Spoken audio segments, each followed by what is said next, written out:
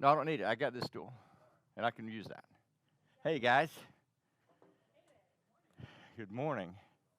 So, I was thinking about, I like at that level.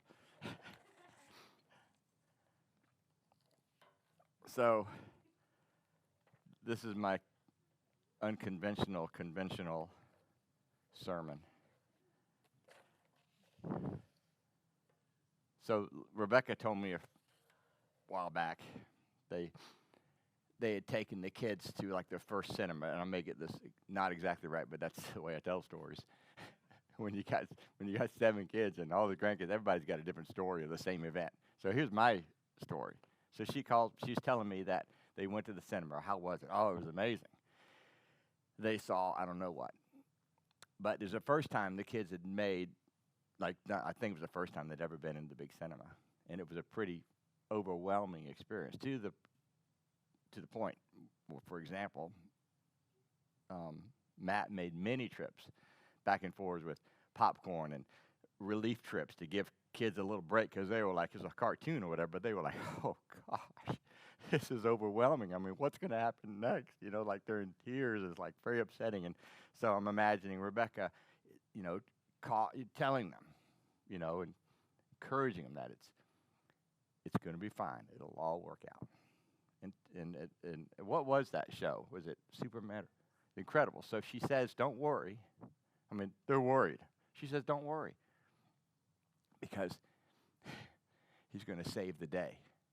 And Eli says, what happened to the day? It was like everything else is going wrong, and now the day is going bad. And I just thought that was so funny because it was like, it's not unlike life. She knew something that the kids didn't know. And so she wasn't all tore up about what was happening because she knew something. And to me, I drew an immediate correlation to what it's like to live on this planet and know something. With respect to what kind of peace you can expect, what kind of future expectation you can expect. In the middle of, the rain falls on the just and the unjust, in the middle of everything, if you know something, it changes everything, right? Rebecca's not all tore up. She's kind of enjoying the moment, because she knows something. And next time around, when they see it again, they maybe already have, I'm sure it wasn't near as traumatic because they know something, and they could enjoy the ride a lot more. We only get one. There's only one ticket for this ride. It's only one time. And I think what I wanted to communicate this morning was that knowing some things can help us with this ride and make it what I believe God wants the experience to be. I believe when we got saved and we entered into eternal life, that's not something that we get when we die. That's something that starts now. There's a quantity,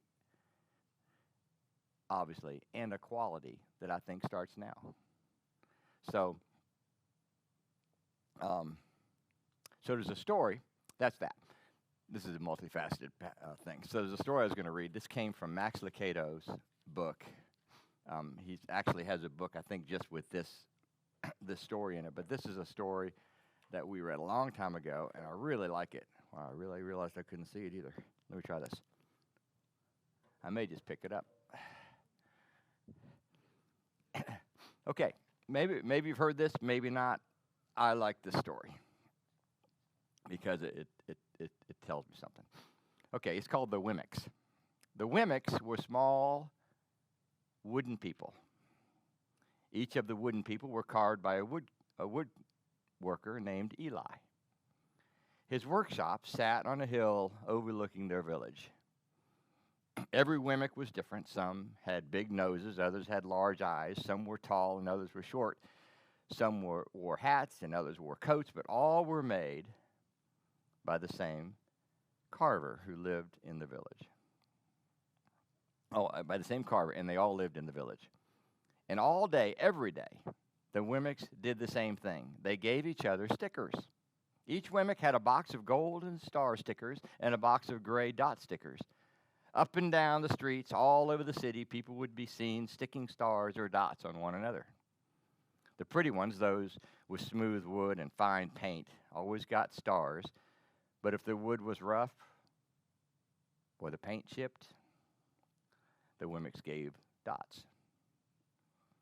The talented one got stars too. Some could lift big sticks high above their head or jump over tall boxes.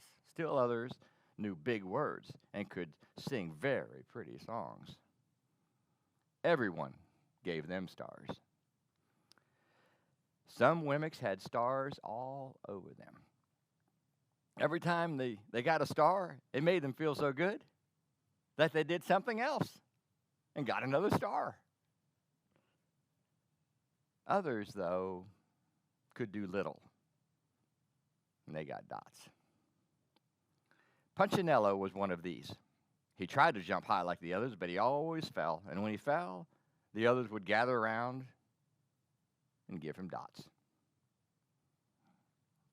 Sometimes when he fell, it would scar his wood, so the people would give them more dots. He would try to explain why he fell and say something silly, and then Wemmicks would give him more dots. After a while, he had so many dots, he didn't even want to go outside. He was afraid he would do something dumb, such as forget his hat or step into the water, and some people would give him another dot. In fact, he had so many gray dots that some people would come up and give him one without any reason. He deserved lots of dots, the wooden people would agree with one another. He's not a good wooden person. After a while, Punchinello believed them. I'm not a good Wemmick, he would say. A few times he went outside and hung around the other Wemmicks who had got a lot of dots, and he felt better around them. One day he met a Wemmick who was unlike any he had ever met. She had no stars. She was just wooden, and she had no dots. Her name was Lucia. It wasn't that people didn't try to give her stickers, it's just that the stickers didn't stick. Some admired Lucia for having no dots, and they would run up and give her a star, but it would fall off. And she would look down, and some would look down at her for having no stars, and they would give her a dot, but it wouldn't stay either. That's the way I want to be. Well, that's the way I want it to be, thought that's right. Sorry about that. Regroup. That's the way I want to be, thought Punchinello. I don't want any more marks. So he asked the stickerless Wemmick how she did it. It's easy, Lucia replied. Every day I go see Eli. Eli? Yes, Eli, the wood carver. I sit in the wood shop with him. Why? Why don't you find out for yourself? Go up to the hill. He's there. And with that, the Wemmick with no marks turned and skipped away. But he won't want to see me, Punchinello cried out. But Lucia didn't hear him, so Punchinello went home. He sat near the window and watched the wooden people as they scurried around, giving each other stars and dots. It's not right, he muttered to himself, and he resolved to go see Eli. He walked up the narrow path to the top of the hill and stepped into the big shop. His wooden eyes widened at the size of everything. The stool was so tall, it was as tall as he was, and he had to stretch on his tiptoes to see the top of the wood bench. A hammer was as long as his arm. Punchinello swallowed hard. I'm not staying here, and he turned to leave, and then he heard his name. Punchinello, that's the woodcarver's voice. Punchinello. The voice was deep and strong, like J.D. Woods. Punchinello stopped. Punchinello, it's good to see you. Come and let's have a look at you. Punchinello turned slowly and looked at the large, bearded craftsman. You know my name? The little Wemmick asked. Of course I do. I made you. Eli stopped. He stooped down and picked him up and set him on the bench. The maker spoke thoughtfully as he inspected the gray circles. Looks like you've been given some bad marks. I didn't mean to, Eli. I really tried hard. Oh, you don't have to defend yourself with me, child. I don't care what the other mimics think. You don't? No. And you shouldn't either. Who are they to give you stars or dots? They're mimics just like you. What they think doesn't matter, Punchinello. All that matters is what I think. And I think you're pretty special. Punchinello laughed. Me special? Why? I can't walk fast. I can't jump. My paint is peeling. Why do I matter to you? And Eli looked at Punchinello, put his hands on those small wooden shoulders, and spoke very slowly. Because you're mine. That's why you matter to me. Punchinello had never had anyone look at him like this, much less his maker, and he didn't know what to say. Every day I've been hoping that you'd come, Eli explained. Well, I came because I met someone who had no marks. I know. She told me about you. Why don't the stickers stay on her? Because she has decided that what I think is more important than what they think. The stickers only stick if you let them. What? The stickers only stick if they matter to you. The more you trust my love and the less you care about their stickers. Well, I'm not sure I understand. You will, but it will take time. You've got a lot of marks. For now, just come to see me every day and let me remind you of how much I care. Eli lifted Punchinello off the bench and set him on the ground. Remember, Eli said as the Wemmick walked out the door, you are special because I made you, and I don't make mistakes. Punchinello didn't stop, but in his heart he thought, I think he really means it. And when he did, a dot fell to the ground. Yay. That is a nice story, and it's a powerful story. Because it really speaks, well, it speaks at lots of different levels. So we'll get to that. So Stephen and I were talking some weeks ago about these blow-up boats, because I was getting ready to take this trip to the Upper Peninsula with Jimmy, and it was going to be on a lake, and even though we're going to be grouse hunting, we thought we might fish some too, so then I was looking for other alternatives instead of carrying my canoe. And so even though I really had no intention of getting a blow-up boat, that started the search, and I didn't realize what was out there. And my goodness, there's all sorts of stuff out there. So I watch YouTubes and the best blow-up boat and this kind of stuff, and some, they go from anywhere from like weigh 50 pounds for $50, and they, have a couple of oars to put a 35-horse Evinrude on it, and they weigh 250 pounds, but you can carry 6 people and go anywhere you want, So it was really kind of neat. So it was fun to watch the videos and all that kind of stuff. I'm talking to Stephen about it, and I was saying, yeah, some of these boats are awesome. And so what came up was that some of these boats are great because they have extra accessories, including a patch kit. Stephen's immediate remark was, I'm not interested in a boat that comes with a free patch kit. I want the boat that says, no patch kit included. You don't need a patch kit. And I thought, that's exactly right. But and of course, because where my mind tends to go, it went. Most people's experience with Christianity is, come to Jesus. It comes with a free patch kit. And that's what they call grace. Grace is like, come to Jesus, that says you are, but don't stay that way. And that's a nice sentiment, and I don't understand really what they mean by it at its root. But how it plays out, in my experience with most people, is they spend their entire life trying not to have to use their patch kit, but happy to have it when they have to have it. So they struggle to be a better person, a better Christian, but by golly, that habit gets in there again. But, and just when I'm getting really down about it, I got a patch kit for that. And I slap it on and I keep on going. And their life experience is really a bunch of patches that aren't really anyway, it's an experiential thing. Their experience is that their experience in what they call grace is that they now get to live. So when they do mess up, which they hope they don't have to, the goal is not to walk. Couldn't help when we were grouse hunting. Jimmy told us he was talking to the DNR guy, the Department of Natural Resources guy, and he said, "Well, a lot of guys, here's how you hunt these things. Jimmy already knows how to hunt them. You walk a lot with your dog. You walk a lot. But the local guys, they don't walk.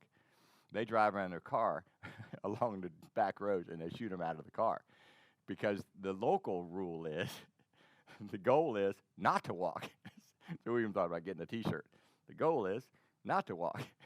So the goal is not to need grace. The goal is not to have to burden Jesus with your imperfections, but to get better, to get more whole. So anyway, I kind of disagree with the patch approach to Christianity, but I think it's a familiar approach. And so I'm bringing all this up because I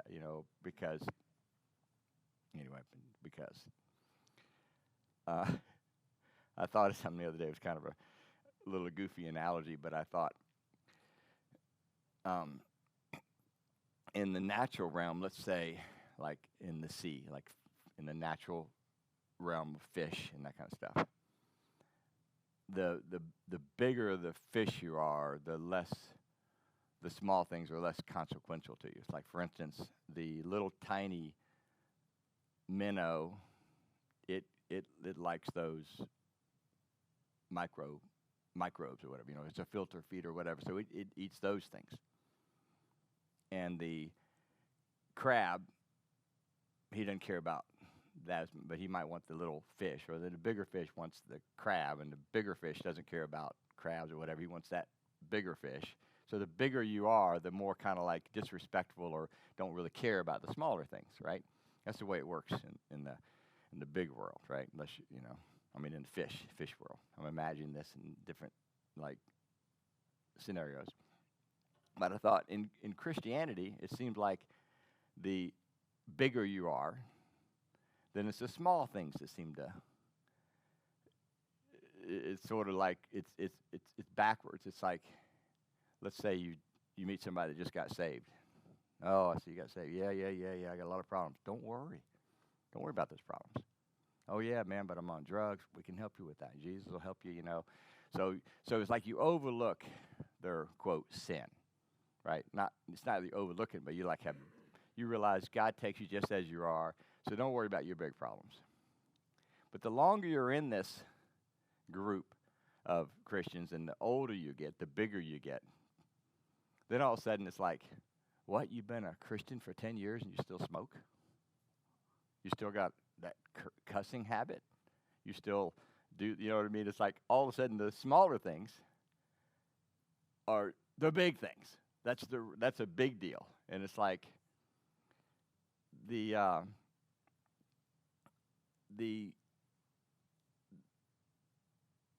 knowing some things about what Christ really did can keep us off the slippery slope. I call it a slippery slope of performance-based acceptance. And I don't mean just with each other, although I do mean with each other, but I also mean with God. It's a slippery slope because it's like in this world, I think there is some natural law. I mean, this is not new to most of you because most of you understand some natural law like gravity, things like that. And I think there are some natural laws, and I think are spoken of in the Bible, and I think that's why they're spoken of in a lot of other religious settings. For instance, I think the law of reaping and sowing and reaping, reap what you sow, you shall. I think it's a flat law. I think it's just like gravity. I think that's the way the world works. That's why I think other religious things have very common, whatever you call it, doctrine that fits that. You're like, that's not unique to Christianity, because a lot of these are just natural laws. I think that, you lie and cheat. I think most religions will probably frown on that and tell you that's probably not best. It's not. It's just kind of like it's a thing. It's not because they're like, well, in that way we're like a Christian, like Christian religion. I think that there's some flat laws out there, and I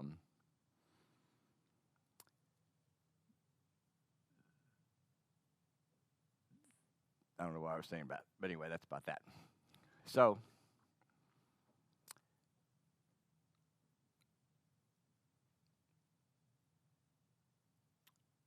one of the things that I'm adamant about, or what I really want people to, tends to me to separate somebody who really has an understanding of the grace message and of what it is to be in Christ. Yes, most people understand Christ in me, like now Jesus lives in my heart. But to understand that, like Paul said, Christ who is my life, and experiencing that on a daily and deep level. It's a knowing that's deeper than, like with Rebecca in the story of the movie. She wasn't. It was so deep in her that it was not. There was no conscious effort to remind herself that this is just a story and that it's all going to work out. It's like that knowing is deeper than that. I don't know what level you call that. It's kind of like trying to describe why you love someone. It's like it's not looks, it's not personality. It's like I don't know what, right? So experiencing, at some level, experiencing this is both. It's both supernatural, because I believe that's part of it. It's not just a head thing, but it is also a head thing, in that you have to know some things. That's why I think it's so important to delve into the Word, to get to find out what's God say. Because at the end of the day, who are you going to believe? You can believe your experience. You can believe the causal relationship, because it is very difficult to live in this world, because causal relationship is a real thing. And most people, including me, I mean, I've been doing this a long time, as many of y'all have too, but it's very difficult to not try to draw conclusions between a bad event and whether or not you prayed that morning, or messed up the day before, or lost your temper, and make those connections. Because the law of sowing and reaping is a real law. And to somehow believe, and I believe it's important that we believe that when Jesus came, gravity still works, and a lot of these laws still work, but they don't work in the same way. The rules have changed, and he took the curse on himself. And there's a level there where we don't have to accept the causal relationship in that same way. We don't have to live like that. Which is crazy, because everything, and I believe the enemy has used this to help to encourage us to believe that it matters that much. And that's why it's hard to cuddle up to Jesus when you just kind of blew it. You lose your temper, and now I don't feel all that close to God. So now I got to fix that. I got to put a patch on that. I need your grace, And it's like God saying, man, that's not it.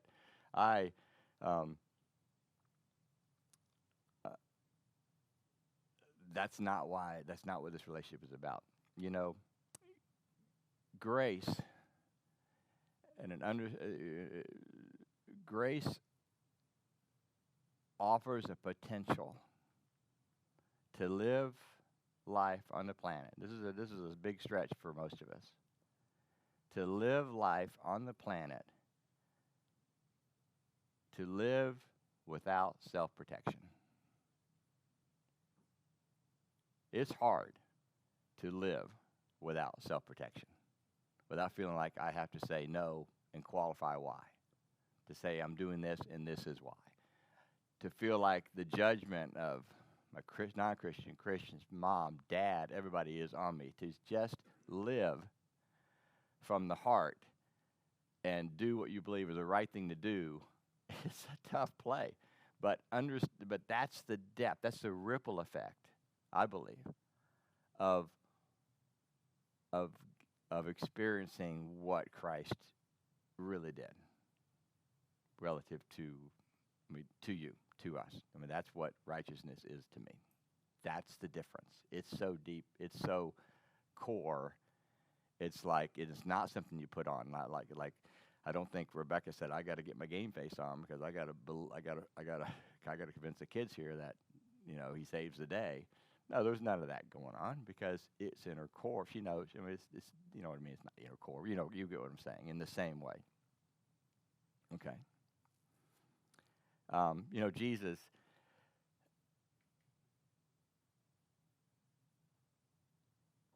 said one thing before he said a lot of stuff.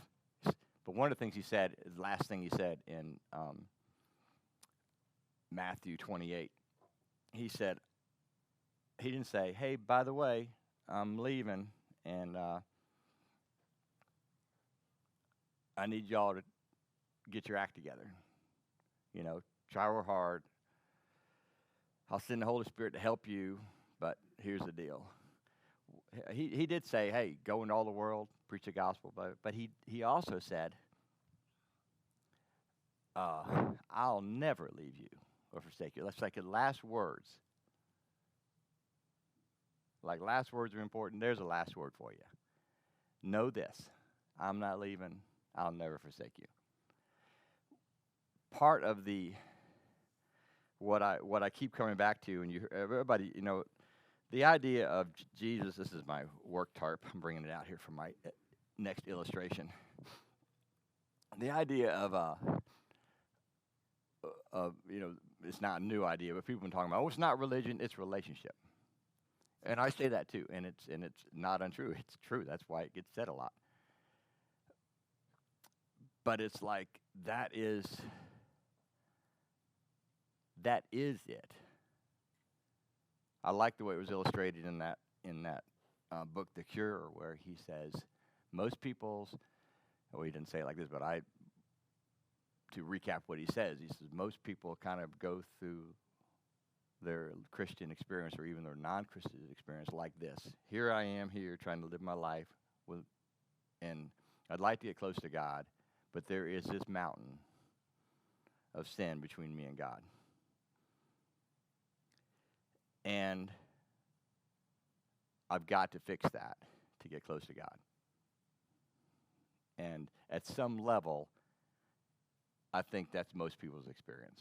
At some level, at some time, they felt like, I've got to fix this because he already forgave me once, but then I did, you know what I mean? It's kind of like, come on, I got to fix it to get close to God. But I really think that what God is saying is, no, I'm over here with you. I'll never leave or forsake you. We got all of eternity. Remember, eternity starts now. We've got all of eternity. Do you really think you're going to fix that good enough to get into heaven? Is that your game plan? Fix it all, and now I'm good enough? No, because everybody knows, oh, no, you can't get good enough. That's not it. Then what's the point? When the very last words were, I want to be with you. His very last words were, I'll never leave you. That's what it's about. Jesus is the prize.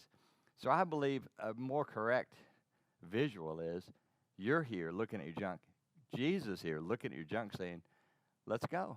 We'll fix as much as we can before you die. And then come be with me, and it doesn't matter. So if it doesn't matter then, why does it matter now? What's really important, right? So along with that is sort of my illustration here. It's the bucket illustration. So this came about, got a drill, got some drill bits. Came prepared, I don't know about you. Assorted sizes of drill bits too. That'll become apparent why in a minute. How to do that. Anyway, so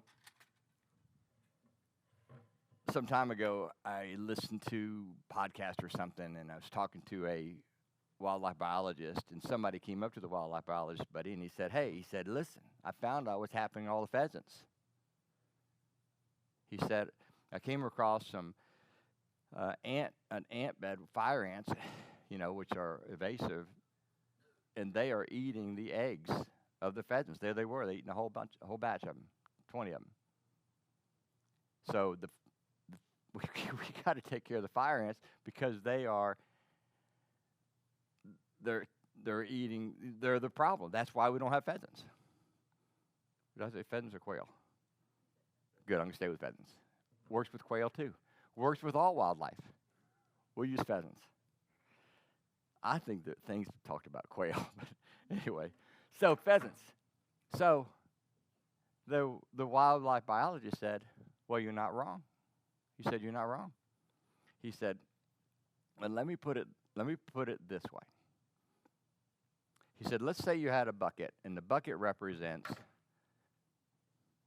the entire pheasant population. There's the life of pheasant, and let's drill a hole in the side of the bucket, and let's say fire ants. Good night. Need a different bit. That is now having an effect on the population. Not a huge effect, but definitely an effect, right? Well, let's say you have what? What? Yeah, but no. How about coyotes? Coyote. If I was a coyote, I'd go for that, right? So let's drill a hole down there, coyote, right? Or how about raccoons? Hardly ever, but occasionally an alligator. Definitely get it. Definitely get it. And the guy says, you could keep talking about all the things that are having an effect, and they do. That's real. But he said, let's drill a hole in the bottom of the bucket, and that right there is habitat. He said, it doesn't matter what you do up here. If you don't address that, it's game over for the pheasants. That's a wildlife biologist, illustration for pheasants, grouse, deer, everything. It's all about habitat. You can stop, you put don't hurt the deer signs on the side of the road, slow down for turtles, all that. But if you don't fix the habitat, it's game over, right? So I really love that illustration. I thought that was great. I told Jimmy, who's my wildlife biologist son, that story. And when I first started it, and I said, so this guy said it was ants. Jimmy going, oh, brother. Because he's heard this before, because he gets calls from people. People call up and say, I think I know what's happening to the grouse. You know what I mean? And it's like he might say, you're not wrong. That is happening, but that's not. This is game over. All that stuff just has an influence. So I'm going to relate that to us as a Christian. Now, if you're using this illustration, which I think you can, go ahead, it's free. Use it for somebody if you want to lead them to Jesus. And they're all concerned about, oh my goodness, I smoke and I drink and I cuss and I've been married 7 times. I got 4 girls. I mean, who knows what their problem is? I'm on drugs, whatever. You say, hell, that doesn't matter. That doesn't matter. What matters is Jesus, because you got a hole in your bucket. And if you don't fix that, it's game over, man. You're going straight to hell. Do not pass go. I don't know how you might, hopefully you'll use that if you want to. But anyway, the point is that that's a great illustration. I mean, I like that. Because that really points it to what's important, right? Well, let's put it in this room with Christians. And what I think about that hole down there now is that hole represents somebody who does not understand righteousness, does not understand that they are not a sinner saved by grace anymore. They were a sinner, but they have been born again. This is not an intellectual thing. Well, now I understand that everything works out in the end. I was scared, but now I get it. It's way deeper than that. It's a supernatural experience. We cannot forget that. It's not about, well, do you understand grace? Do you get it? It's that God did something, and it's a new deal. It's a new game. And all of a sudden, all these things up here, they take on a different understanding because you really know that those stars and dots they don't carry the impact they used to. They don't matter as much. They don't matter in the same way. Okay, I'm going to go back to my illustration.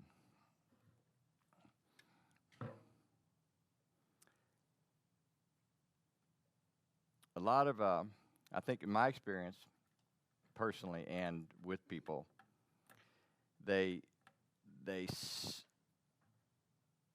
with Christianity, it seems like this. It seems like you come into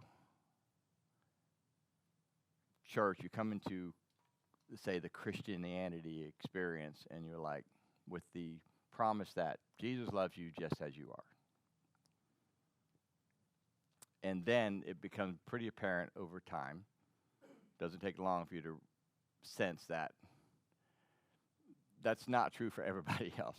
We just assume you got better and quit doing the things that you're doing. And you yourself start taking on, like, the responsibility to do something different. And then we have the causal relationship, which we believe that and we start to experience, and that reinforces our belief that God's not as happy with us or as pleased with us when we're not doing as what he wants us to do. And we basically fall into, so religion, I believe, really wants to help with that. Basically, religion is just, and Christianity falls into this too, where it's just really about behavior modification. It's just about doing better and fixing that part. And I guess what I want to reinforce and what you take away is that Jesus is saying, this is all that matters, that relationship with me. Who you are is what matters. Now, when you're experiencing that and you start believing that, here's what happens. And this is where it's a beautiful thing. Because when you start experiencing that, you're not faking it with somebody else that might be struggling with sin. You realize that isn't really where it's at anyway.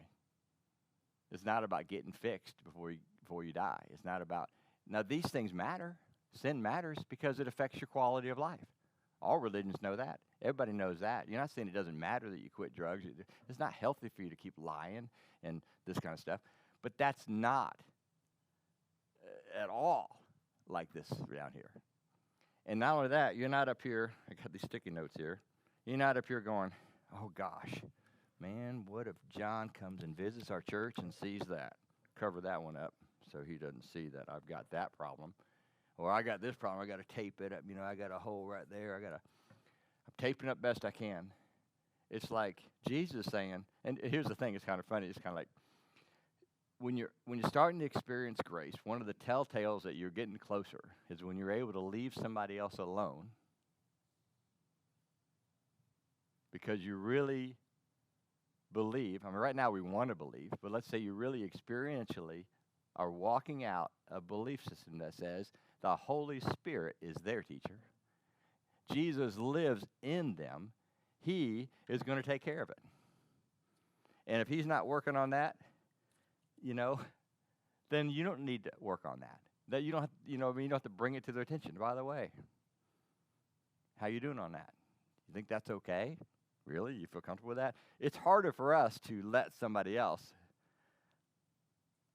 like, what if Jesus says, I don't care about their homosexuality. I'm working on just a relationship with them. We'll get to that later. I don't care.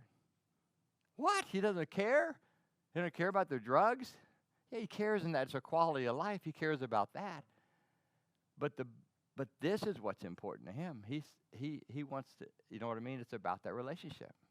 And when you get that, it kind of gives you, and you understand that it's not something it's not a belief that I put on. It's a core understanding that there's been a supernatural change, that Jesus really is on the inside, and it really is going to do. He started something, he's going to finish it. that person, you and them, you're his workmanship, created in Christ Jesus. Before time ever started, he had in mind a plan. And anyway, you see what I'm trying to get at is that is understanding that allows you to live in grace. That's why grace isn't something, oh, I'm going to give you grace. What that means is I'm going to cut you some slack till you get your act together. Instead of, that's between you and Jesus. You mean you believe in this thing to the point that you're not going to try to fix me? You believe that Jesus can fix me from the inside out? That's exactly what I believe. In fact, I believe that this patching stuff is for the birds and doesn't have potential lasting effect. And it doesn't really matter, because what really matters, if you fix this, but you didn't really do this, then what have you really gained? Because Jesus wants the relationship. Jesus is the prize. You've heard me say that before. Jesus is the prize. So these are some thoughts that I had. This was an analogy to help you, so that when you get somebody comes to you and they got some holes up here, you're like not like all tore up, like I got to fix that. But you're like more encouraging. Say, you know what? Talk to Jesus about that. If it's important enough to him to talk to you about it and work it, you know what I mean? But for you, I mean, just pointing back to Jesus. You know, years ago, Carol had like 7 kids. You know, she had a bunch of kids. And it got to the point that she had these kids, and the books that were out there, and there were some good ones. Dobson had good books on stuff. They didn't cover 7 kids. They got 2. The strong-willed child, you know what I mean, how to deal with 2 kids. But when she started having so many, it was like, there's no book for that, right? Well, people would call her, and they'd say, man, I'm having trouble with this, or I need to do this. What should I do about that? And she was actually being honest as she could be, and she said, talk to Jesus. Talk to Jesus. She wasn't trying to say, oh, you know my wife. She's not, and she didn't come today because she told me she'd already heard all my jokes. And so that's not really true. But anyway, well, she has heard all my jokes. But anyway, she wasn't saying that like that, oh, that's such a beautiful answer. She's saying because that is the truth. There comes a point where you're not going to find it in the book. There's not, but will work no matter who you are, no matter where you live.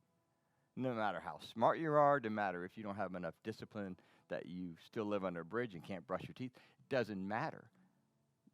Jesus can talk to you. You can get it from there. And that's what Jesus wants, I believe. That's what it's about. And that's all I got. Thanks, guys.